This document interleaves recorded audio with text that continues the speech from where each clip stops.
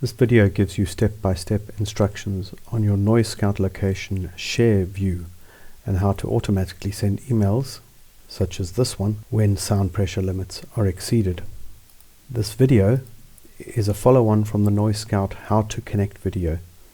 If you're not familiar with it, I suggest you take a look at that one before proceeding. First, let's talk about the share view.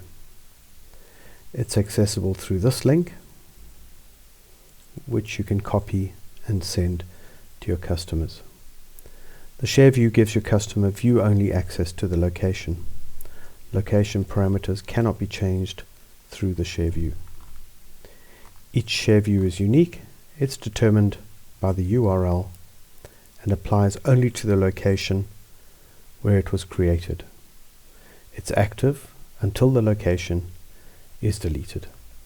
Now, let's go back to the logged in location. We'll be setting limits during specified periods, and we'll configure who should receive the automatic emails. As you can see, new locations are configured with 3 default periods. Periods can be added or changed to suit, for example, different limits that are prescribed for day, evening and night. The description, days, start and end time can be edited by clicking them. Up to 4 levels can be monitored during each period. Here we determine what is to be measured and the report interval. Then we can set the red and amber limits.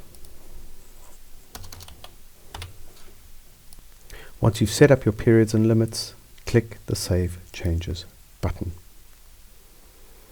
Now let's take a look at the location setup page. There are a few useful parameters you can set up in the Alerts section. Firstly, enabling audio will provide you with 3 relevant 10-second samples of audio during each interval where a limit has been exceeded. These you can see in the alarm list below the map. Also, at the bottom of the page, there's a list of incidents which show when the noise monitor came online and when the measurement was started, etc. If you'd like these lists to be shown in the share view, click here. You can also allow the WAV files to be seen in the share view. Now you can determine how often you would like emails to be sent. By default, the emails contain an HTML link to the location. Disable this if you prefer to receive plain text emails. Next, you can enable automatic emails for red and amber alarms and system emails. Click on the email address to change or add the list of recipients. Separate each individual email address with commas.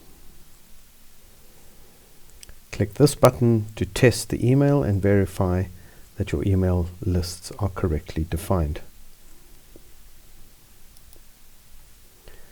To exit the setup, save your changes. Congratulations, you've now set up your periods and limits and looked at your share view, and you will receive automatic email alerts such as this one.